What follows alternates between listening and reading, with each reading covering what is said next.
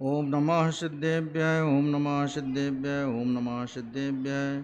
मंगलमय मंगलकरण वीतराग विज्ञान नमो ताहि जाते भये अरहंतादि महा।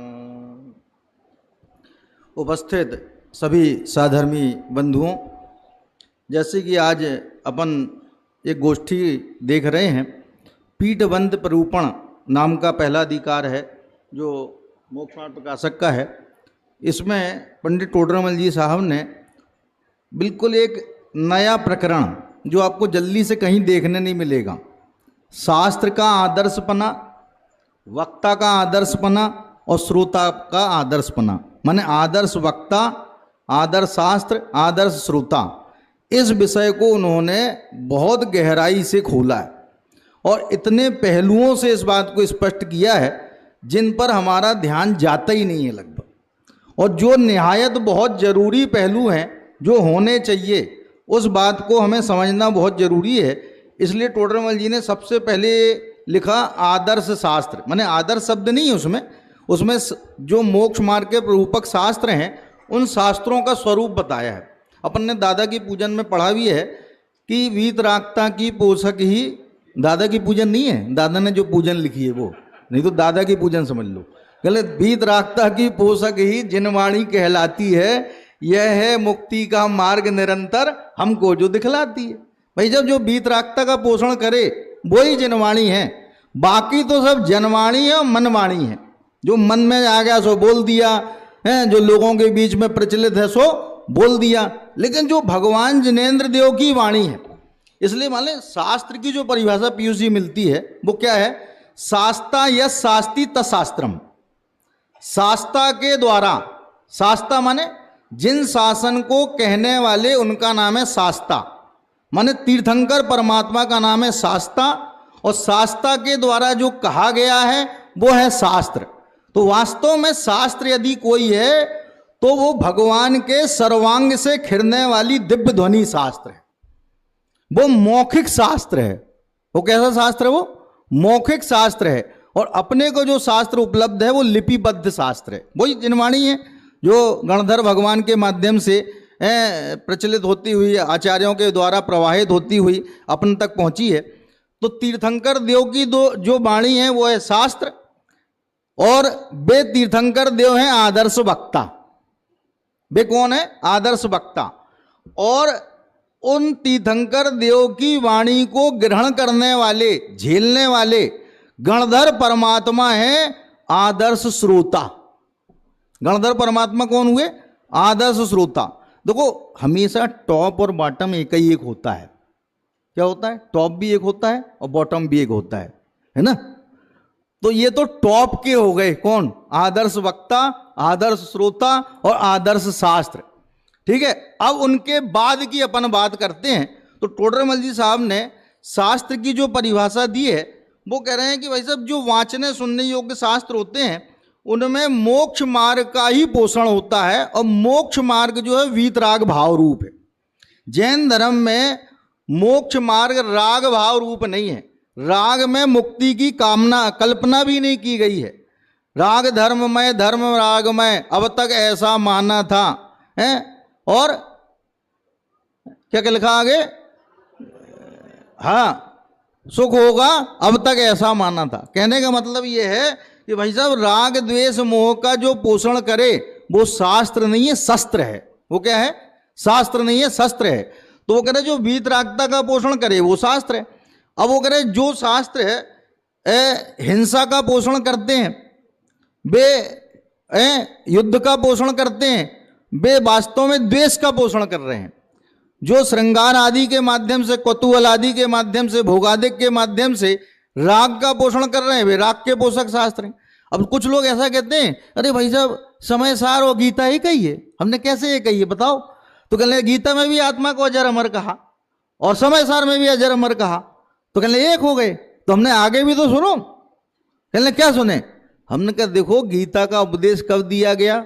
भाई उनके हिसाब से बोल रहा हूँ मैं, अपने हिसाब से नहीं बोल रहा हूँ। ये उनके हिसाब से जब अर्जुन ठिठक गए भीष्म पितामह को मारने के लिए, द्रोणाचार्य कृपाचार्य को मारने के लिए ठिठक गए, अपने बंधुजनों को मारने के लिए ठिठक गए, तब तो कृष्ण जी ने सोचा हम तो सारथी, हम तो मारेंगे नहीं, हम तो सारथी हैं, मारेगा तो यही। तो उन्होंने कहा किसी तरह इसको प्रबुद्ध करो, जागृत करो युद्ध के लिए।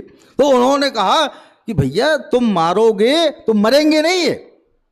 कहले कैसे नहीं मरेंगे, कैसी बात कर रहे हो आप? कहले आत्मा अजर अमर है। क्या कहा?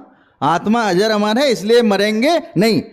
अच्छा बताओ, ऐसा उपदेश कोई अपने को दे तो अपन लोग तो कहें फिर हम फालतू का काम कर रहे हैं, हम मारने का काम कर रहे हैं, वो सामने वाला मर ही नहीं रहा, हम मारे क्या है उसको, फिर हम चले जाए, फिर यहां से क्या करेंगे हम बताओ। लेकिन अर्जुन ने तब भी मारा। उसमें गीता में हर जगह कुछ कुछ देर में ये पंक्ति आती, तस्माद युद्धस्य पार्थ, हे प्रथा के पुत्र पार्थ तू युद्ध कर, हे प्रथा के पुत्र पार्थ, हे अर्जुन तू युद्ध कर। तो बताओ, आत्मा का अजर अमरपना भी सिद्ध किया और पोषण किस बात का किया? हिंसा का। इसलिए तू मार। क्या तो कहां उपदेश एक है? माने स्थूल दृष्टि से देखने वाले लोग, सतही तौर पर निगाह रखने वाले लोग इस बात पर ध्यान ही नहीं दे पाते। भाई साहब, अजर अमर कह देने से एकता नहीं खड़ी हो जाएगी दोनों के बीच में। अपने यहां तो ये है कि आत्मा अजर अमर है तो तुम किसी के मारने के भाव से भी विरक्त हो और बचाने के भाव से भी विरक्त हो। तो काय में अनुरक्त हो कि अपने आप में अनुरक्त हो जाओ, पर के चक्कर में पड़ो ही मत, न किसी को बचाओ और न किसी को मारो। कहले जब तक भूमिका अपने में नहीं सिमटने की हुई है, अपने में नहीं रमने जमने की हुई है, तब तक यथाशक्ति बचाओ, और जब अपने में जम जाओगे तो बचाने का भाव भी खत्म हो जाएगा और मारने का भाव तो है ही। देखो, पुण्य को भी अपने हे कहा और पाप को भी हे कहा, लेकिन वही जब मान्यता में दोनों को एक साथ हे मानने के लिए कहा, लेकिन क्रियात्मक पहलू में जब व्यवहारात्मक पक्ष की बात आई तो भाई साहब क्रम से हे हैं, पहले पाप छूटता है फिर बाद में पुण्य छूटता है। ऐसा थोड़ी कि पहले पुण्य छूट जाएगा बाद में पाप छूटेगा। तो माने प्रयोजन कितना अंतर है, प्रयोजन का कितना फर्क है। माने शास्त्र वो है जो हर जगह से वीतरागता का ही पोषण करे। आज अपने यहाँ भी देखो, आप पद्म पुराण देख लो, आप कोई भी पुराण उठा के देख लो, तो अपने यहाँ जो 63 शलाका के महापुरुषों का चरित्र है वो कितना विस्तार से बताया गया। उनके राग रंग, उनके भोग उपभोग के बारे में इतने गजब गजब के वर्णन है कि मुंह में पानी आ जाए, फुहार छूट जाए, लाल टपकने लग जाए लोगों की, ऐसे ऐसे वर्णन है उसके। क्या लेकिन भाई साहब उसके बाद में क्या किया कि भाई साहब वो सब छोड़ छाड़ के थी रे वसी सी अंगनाए संगनी संसार की श्री कुंथु जिन तृण सम तजीली राह भव दधि पार की। सारे भोगो भोग को बताने के उपरांत उन्होंने इस बात का खुलासा किया कि वे भोगो भोग में रमे नहीं, बल्कि उन्हें लात मार के छोड़ दिया, और ऐसा छोड़ा कि उनकी तरफ देखा ही नहीं। फिर ये उनका क्या हुआ? चक्रवर्ती ने पीठ फेरी तो ये नहीं देखा कि जिसको मैंने राज्य पद सौंपा है वो अच्छी तरह से उसका संचालन कर रहा है कि नहीं कर रहा है, कि राजाओं ने बगावत तो नहीं कर दी, विद्रोह तो नहीं कर दिया। ऐसा त्याग बताया। तो अपने यहां हर जगह त्याग को, वीतराग भाव को मुख्यता दी है। तो शास्त्र वही है जो वीतराग भाव का पोषण करे। और टोडरमल जी ने एक बात और कही कि जो शास्त्र राग द्वेष का पोषण नहीं करते, साथ में मोह भाव का भी पोषण नहीं करते। जनरली लोग इस बात पे ध्यान नहीं दे पाते। मोह भाव क्या है? तो उन्होंने लिखा अतत्व श्रद्धान, कि जगत में जितने भी शास्त्र के नाम से कहे जाने वाले सो कॉल्ड ग्रंथ हैं, तथा कथित ग्रंथ हैं, वे कहीं ना कहीं अतत्व श्रद्धान का पोषण करते हैं। 6 द्रव्यों की स्वतंत्रता की वहां बात ही नहीं है। भगवान को कर्ता धर्ता बताते हैं, जीव को भगवान का अंश बताते हैं। ऐसा कहते हैं, उठा बघूला प्रेम का, तिनका उड़ा आकाश, और तिनका तिनके से मिला, तिनका तिनके पास। तिनका तिनका हो गया पूरा।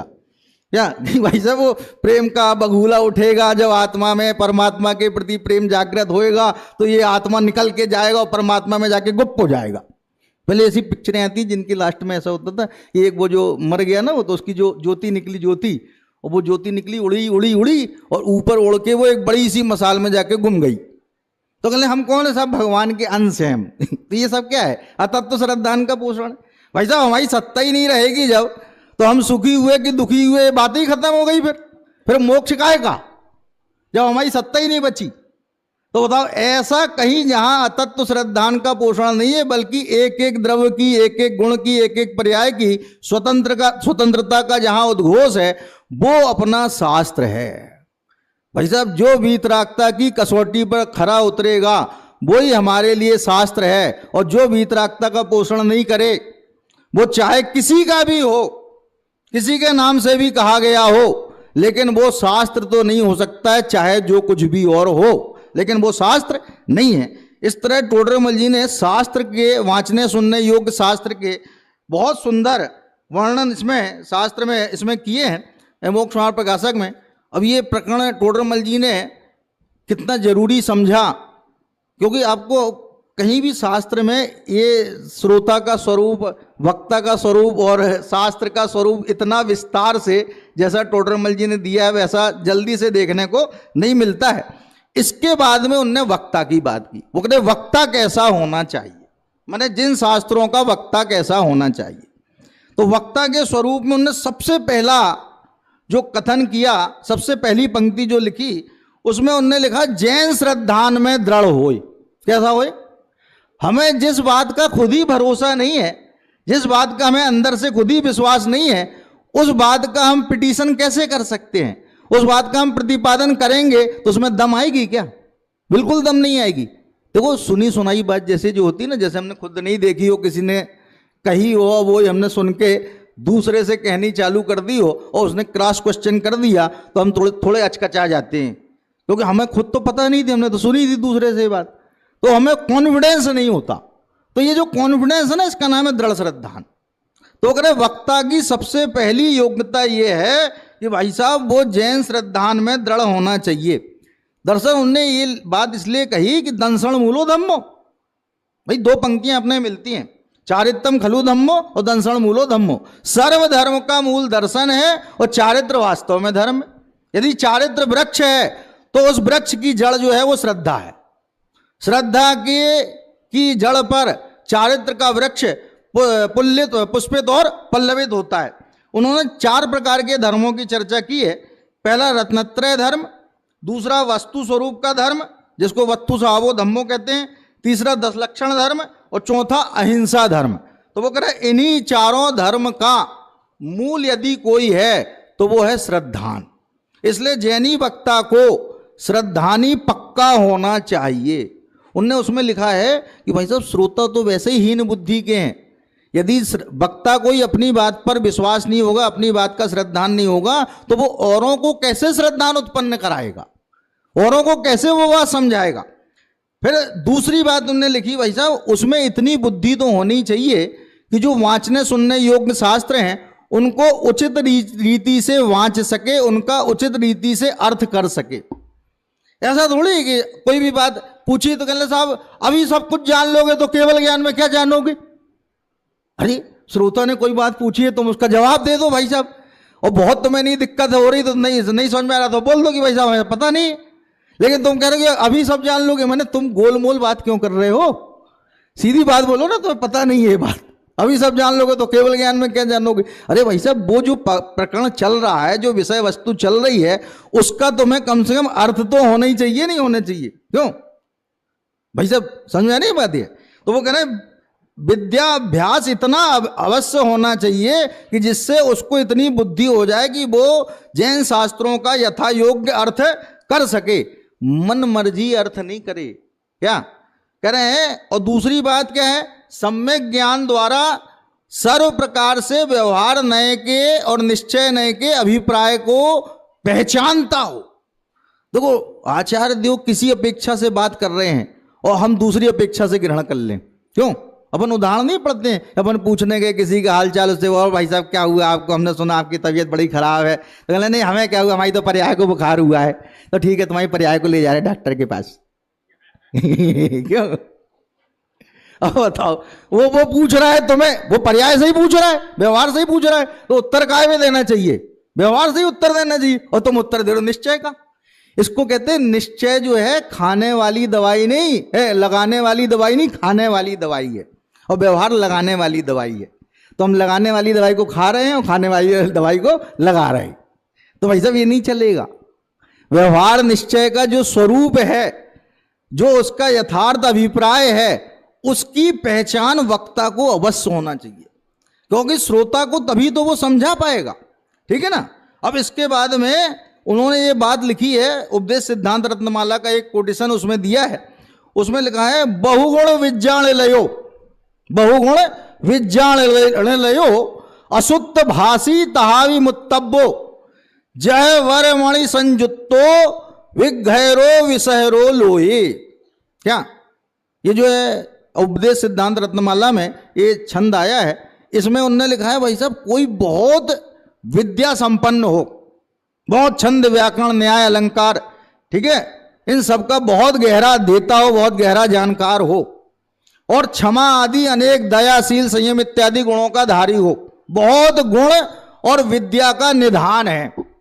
लेकिन इसके बाद में क्या लगा, असुत्त भाषी। भाई साहब सूत्र विरुद्ध कहता है, कहता आई थिंक सो। क्या बोलेगा, आई थिंक सो। भाई साहब तुम अपनी थिंकिंग अपने पास धरो, तुम ये बताओ जिनवाणी में क्या लिखा है।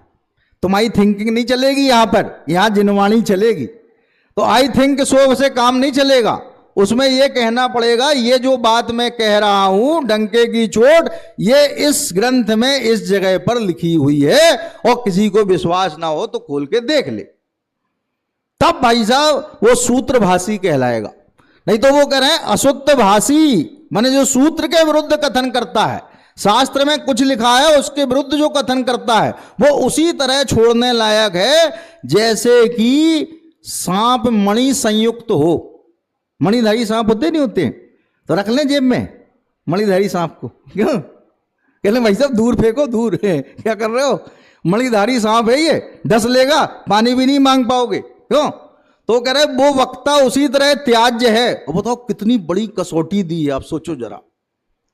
माने उनने लिखा है कि जिन वक्ता को, जिनेंद्र देव की वाणी के वक्ता को इस बात का भय होना चाहिए, हमेशा इस बात का भय होना चाहिए, भय की अपेक्षा सावधानी होनी चाहिए। क्या होनी चाहिए, सावधानी। कोई कहते भय, वक्ता तो हमेशा भयभीत ही बना रहेगा, फिर कहते भयभीत नहीं सावधान रहेगा। क्या कि भाई साहब हमारे मुंह से कहीं कोई चीज गलत ना निकल जाए। तो असुद्ध भाषी तहावी मुत्तब्बो, वो भले ही बहुत गुण वाला है, विद्या वाला है, लेकिन सूत्र के विरुद्ध कथन करता है तो वो मुत्तब्बो माने छोड़ने लायक है। जैसे कि बहुत वर मणि संयुक्तो, श्रेष्ठ मणि से संयुक्त जो है वो सांप छोड़ने लायक होता है। एक बात और उन्होंने लिखी, बहुत सारी बातें लिखी हैं। सही बात तो यह है कि टोडरमल जी के मोक्ष और प्रकाशक को 10, 15, 20, 25 मिनट में समेटना, 50 मिनट में समेटना, भुजाओं में समुद्र को समेटने जैसा है। कैसे, भुजाओं में समुद्र को समेट लेगा, भुजाओं में नहीं समेट सकता। उनने एक बात और लिखी कि भाई साहब कोई शास्त्र वांचकर लौकिक आजीविका की इच्छाधारी ना हो, कि माने शास्त्र वांच करके मेरी लौकिक आजीविका अच्छी तरह चलती रहे, मेरे लौकिक काम सारे सिद्ध हो जाएं, मुझे ये चीज की प्राप्ति हो जाए, ऐसा यदि वो है तो लोभी वक्ता है। कैसा वक्ता है वो, लोभी वक्ता है। और वो जो लोभी वक्ता होगा वो क्या वीतरागता का उपदेश देगा, वो तो लोभ का ही जो है पोषण करेगा। अच्छा एक बात और लिखी कि उसके जीवन में अनीति रूप लोक निंद कार्य नहीं पाए जाएं। अनीति रूप जो अन्याय, अनीति रूप जो लोक निंद कार्य हैं, उनकी प्रवृत्ति उसके जीवन में नहीं होनी चाहिए। और इन सब बातों का समाहार करते हुए, इन सभी बातों को शामिल करते हुए पंडित टोडरमल जी साहब ने मोक्ष मार्ग प्रकाशक में आत्मानुशासन के छंद नंबर 5 को कोड किया। छंद में क्या है, प्राज्ञा है प्राप्त समस्त शास्त्र हृदया प्रव्यक्त लोक स्थिति प्रास्ता सप्रतिभा पर प्रसम्मान प्रागेव दृष्टोत्तरा प्राय प्रश्न सह प्रभु पर मनो हारे परा निंदया ब्रूया धर्म कथाम गुणी गण निधि प्रस्पष्ट मिष्टाक्षरा। सही बताओ, कोई वक्ता यदि तोतला होगा, तोतला कैसा होगा, तोतला, तो अपने को उसकी हर बात पे हंसी आएगी कि नहीं आएगी। अभी तो तोतले पे ही हंसी आ रही है, लेकिन जब कोई भी बात वो बोलेगा तो हंसी आएगी कि नहीं आएगी। उन्होंने लास्ट में ये बात लिखी कि भाई साहब उसके अक्षर स्पष्ट होने चाहिए, सबको बहुत क्लियर कट समझ में आना चाहिए। हम बोले धना वहां सुनाई दे चना, क्या चुना इसे? चना। तो ऐसा नहीं होना चाहिए। उन्होंने पूरा अनुप्रास अलंकार में छंद लिख दिया। प्रा पा पा पा की आवृत्ति है। प्राज्ञ प्राप्त समस्त शास्त्र दया, कि जो अत्यंत बुद्धिमान हो, प्राप्त समस्त शास्त्र दिया, जिसने समस्त शास्त्रों के हृदय को माने मर्म को जान लिया हो। ये समस्त शास्त्रों का रहस्य क्या है? समस्त शास्त्रों का रहस्य वीतरागता का पोषण करना है, यही रहस्य। प्राज्ञ प्राप्त समस्त शास्त्र दिया, प्रव्यक्त लोक स्थिति, और लोक मर्यादा उसकी प्रकट हो गई हो। लोक मर्यादा प्रकट हो गई हो का मतलब यह है लोक में उसकी मान्यता हो, लोक में उसकी सुनी जाती हो, लोक में उसकी बात पर लोग ध्यान देते हो। ऐसा नहीं सिरे से उड़ा दे, अरे साहब कौन ने कही है? फला चंद जी ने, अरे वे तो एक की चार लगाते हैं, उनकी तो छोड़ो। क्या ऐसा नहीं, माने कोई कहे तो अरे भैया उनने कही है, भैया थोड़ा ध्यान दो, किनने कही है, किनकी बात है ये? तो माने लोक में मर्यादा उसके प्रकट हुई है। प्रव्यक्त लोक स्थिति, और लिखा प्रास्तासाह, जिसकी आशाएं प्राअस्त माने प्रकृष्ट रूप से अस्तपने को प्राप्त हो गई हैं, वो प्रास्तासा है। कोई आशा नहीं है उसे पढ़ा करके सिखा करके जिनवाणी पढ़ा करके अपने जीवन में कोई लौकिक फल की वो आशा नहीं रखता है। क्या? प्रास्तासा प्रतिभा परा, और प्रतिभाशाली होना चाहिए। मैं तो समझता हूँ आदर्श वक्ता तीर्थंकर भगवान कहलाते हैं, लेकिन उनके परवर्ती आचार्यों के बाद में, गणधरों के बाद में, विद्वानों की श्रेणी में यदि कोई आदर्श है में तो टोडरमल जी स्वयं है। होने में टोडरमल जी स्वयं आदर्श है, क्योंकि वे इतनी बढ़िया वक्तृत्व कला से संपन्न थे। ये अपन कल चर्चा कर रहे थे ना, 700-800 लोग तो डेली प्रवचन सुनते थे। कितने? 1000-1200। भाई साहब बता रहे हैं 1000-1200 लोग तो डेली उनके व्याख्यान में बैठते थे। आप सोचो जरा कि उनकी वाणी में कितनी प्रखरता थी, कितना ओज और तेज था कि लोग उनको सुनने लालायित रहते थे कि भाई साहब कब बोलेंगे और कब हमें दिव्य ध्वनि का, भगवान की दिव्य ध्वनि का लाभ प्राप्त होएगा। तो प्रास्तासा प्रतिभा पर प्रशमवान, प्रशमवान माने बहुत शांत परिणामी होए। कैसा होए? बोल रहा हूं थोड़ा, ठीक है भाई। ये लोग जब आ जाते डर लगने लगता है मेरे। प्रास्तासा प्रतिभा पर प्रशमवान, कि वे जो है प्रशमवान माने उपशांति से युक्त होने चाहिए। ऐसा नहीं कि कोई बोल दे तो उनको बड़ी चिढ़ छूट जाए, बड़े क्रोधियों भड़क जाए, लोग कहें अरे साहब इनसे तो बात ही मत करो, ये वक्ता जरूर है लेकिन गुस्सा बड़ी जल्दी आ जाता है। क्या हो जाता है? गुस्सा बहुत जल्दी आ जाता है, इनसे तो रहने दो, दूर से ही इनसे नमस्कार कर लो, बहुत है। तो कहना है कि ऐसा होना चाहिए कि लोग बात पूछ सकें, उनसे चर्चा वार्ता कर सकें, अपनी शंका का समाधान कर सकें, उपशमी हों, प्रशमवान। और फिर आगे लिखा प्रागेव दृष्टोत्तरा, कि भाई साहब प्रश्न हुआ नहीं और उसके पहले उत्तर उनने देख लिया। क्या मतलब? उन्हें यह पता लग गया कि कौन सा प्रश्न होने वाला है, तभी तो उत्तर देखेंगे वो। माने उनने जो जिस बात का प्रतिपादन किया उस वक्ता ने, उसको ये बात पता लग गई कि इससे लोगों के मन में, श्रोताओं के मन में कैसा प्रश्न उत्पन्न होएगा और उसका क्या उत्तर आना चाहिए, क्या उत्तर होना चाहिए। तो कह रहे प्रागेव दृष्टोत्तरा, ये बहुत गजब का छंद है वक्ता के लिए। माने वक्ता की विशेषताओं को बताने के लिए एकमात्र छंद ये गजब का छंद है। फिर लिखा है कि प्राय प्रश्न सहा, कि कोई प्रश्न करे तो वो उद्विग्न ना हो जाए, उद्वेलित ना हो जाए, आंदोलित ना हो जाए, चिड़चिड़ा ना जाए, या इरिटेट ना हो जाए। प्राय प्रश्न सहा, प्रश्न को सहन करने वाला होना चाहिए। और फिर आगे लिखा पर मनोहारी परा निंदया, वो कह रहे हैं कि ऐसा होए वक्ता कि भाई साहब उस पे उसकी निंदा खोजने से भी कोई मिले नहीं, माने ढूंढने से भी उसमें कोई दुर्गुण दिखाई ना दे, ऐसा तो अनिंदित होए। और दूसरी बात वो खुद भी किसी की निंदा ना करे, माने दूसरे के द्वारा निंदा ना किया जाए उसकी, और वो दूसरे की निंदा खुद भी ना करे। और लिखा लास्ट में प्रस्पष्ट मिष्टाक्षरा, कि अत्यंत स्पष्ट अक्षरों से बोले, और मिष्ट माने मीठे अक्षरों से बोले, मीठी बात करे। वो तो बोलते हैं मीठो मीठो बोल थारो काई बेगेड़े, काई बेगेड़े थारो काई बेगेड़े। मीठे बोलने में क्या है? संस्कृत में लिखा है प्रिय वाक्य प्रधाने ने सर्वे तुष्यंति जंतवा तस्मात् तदेव वक्तव्यम, वचने का दरिद्रता, कि मीठा बोलने से सभी प्राणी संतुष्ट हो जाते हैं, इसलिए हमेशा मीठा बोलना चाहिए। बोलने में दरिद्रता कैसी, बोलने में गरीबी कैसी। तो इस तरह से उन्होंने वक्ता के अनेक गुणों को यहाँ पर स्पष्ट किया है। फिर उसके बाद में लास्ट में उन्होंने एक बात लिखी है कि भाई साहब, एक मिनट और है कि भाई आगम ज्ञान जो है और तत्वार श्रद्धान जो है वो संयम भाव जो है, ये सब आत्मज्ञान के बिना शून्य है। तो इस तरह से वक्ता को आत्मज्ञानी अवश्य होना चाहिए।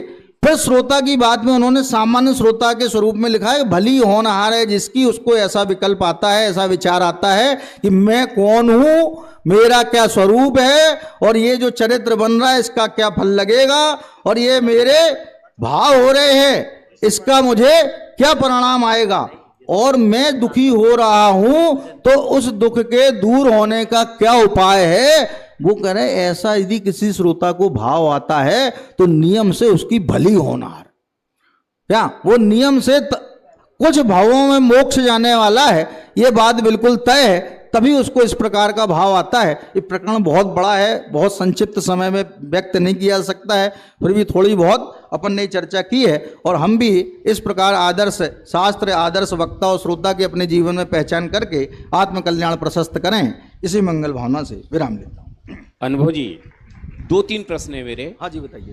पहला तो एक है, शास्त्र वाले प्रकरण में जो साक्षात और परंपरा लिखा ना, हाँ हाँ, तो यहाँ साक्षात और परंपरा, इसमें क्या द्रव्यानुयोग की पद्धति लेनी चाहिए? साक्षात तो परंपरा, ये लिखा हाँ ना? बिल्कुल सही कह रहे हो आप। साक्षात कारण तो द्रव्यान योग है, आत्मकल्याण का साक्षात कारण तो द्रव्यान योग है, प्रयोजन भूत, और बाकी अन्य अनुयोगों को परंपरा कारण कहा है। दूसरा प्रश्न, ये श्रोता के स्वरूप में 2 उन्होंने विशेषताएं दी। एक तो श्रद्धानी होना चाहिए सबसे पहली, और फिर उधर बाद में जाकर के उन्होंने आत्मज्ञानी को भी लिया। तो ये दोनों अलग अलग चीजें हैं? नहीं, अलग अलग चीजें। आत्मज्ञानी बोलो, श्रद्धानी बोलो, एक ही बात, क्योंकि श्रद्धान के बिना आत्मज्ञान होता ही नहीं है। अच्छा, दूसरी बात ये जो आप बोल रहे हैं ये विशेष श्रोता में लिया है, क्योंकि सामान्य श्रोता में तुमने लिखा भली होनहार है जिसको इसको ऐसा भाव आता है। मैं वक्ता की बात कर रहा हूँ। हाँ हाँ, वक्ता की बता रहे हैं आप। हाँ, तो वक्ता में ऐसा ना भाई, ऐसा ना जो आदर्श की बात होगी उसमें तो उत्कृष्ट बात ही कही जाएगी, लेकिन अपन ये नहीं तय कर सकते ना कि इस वक्ता को आत्मज्ञान है कि नहीं है।